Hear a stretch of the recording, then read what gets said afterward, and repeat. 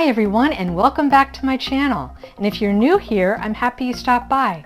Today we're going to make an easy and delicious apple cake. Last video I said I was going to make a funfetti cake for my son's birthday, but his birthday's not until the 18th, so I don't want to wait until then to create a video. This apple cake is perfect for the fall.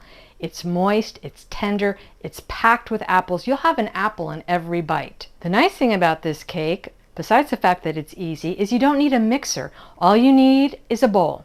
We're not creaming any butter, so there's no need for the mixer. The first thing we want to do is get all of our dry ingredients into the bowl. Now this is 2½ cups of flour, and in here is a combination of baking soda, baking powder, and salt.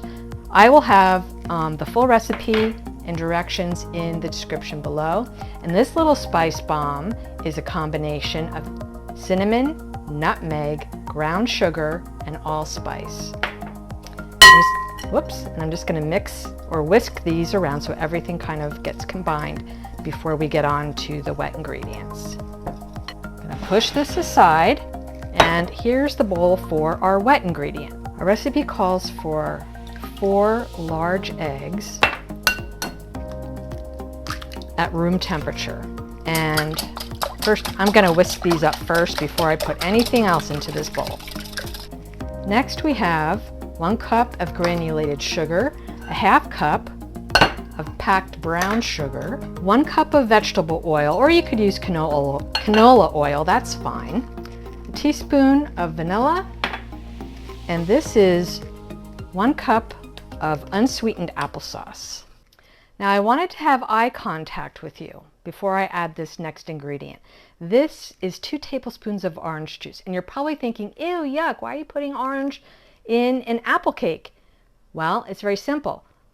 First of all, it's not going to taste like orange in any way, so trust me on that. I promise it won't taste orange. But what the orange juice does is it brings out the flavor in the apples, so that's why we're adding it. Just going to mix our wet ingredients together. This is 3 cups of chopped apple. When you're choosing apples for your apple cake, you want apples that are firm, not the kind that are soft and mealy.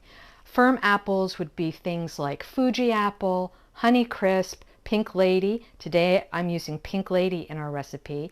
And you also want to put a little tart apple in there, like a Granny Smith. So the apples that I have are a combination of Pink Lady and Granny Smith.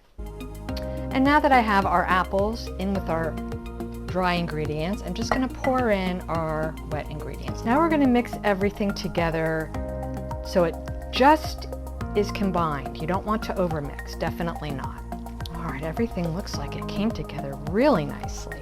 You're probably thinking, oh man, that looks like there are too many apples. Trust me, you want an apple in every bite. The apple is the star. Now we're going to pour everything into a 9 by 13 baking dish or pan, whichever you want to use, greased ahead of time. Now we're going to bake our cake at 350 degrees for about 45 to 50 minutes. See you in a bit. Our apple cake is out of the oven, it's all cooled, and look how beautiful this looks.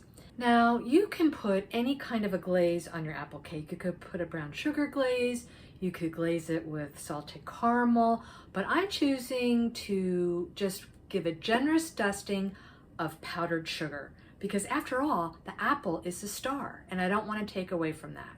So let's give it that generous dusting of powdered sugar.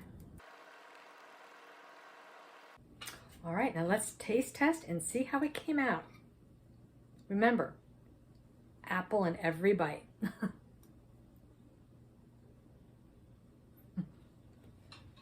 Really, really good. You will get an apple in every bite, and it's moist, and the apples are still, they're not crunchy, they're done, but it's not like they're mushy, which I like. You may not like that, so you may want to cook it a little longer. This took about 45 minutes, so you may want to cook it that extra 5 minutes. And I'm really happy that I just used the powdered sugar instead of a glaze, because I honestly think that the glaze would take away from the cake. The cinnamon and the nutmeg and the ginger and the allspice really come through. And bonus, my house smells wonderful. It smells like cinnamon and apples. Who doesn't want that? Well, thanks for watching, everyone. I hope you had fun. I did. And leave me a comment in the comment section below, especially if you make this apple cake. And if you're new to the channel and you haven't subscribed yet, please consider subscribing. Next week, I'll be making the funfetti cake, so stay tuned for that. Have a great day, and I'll see you next time.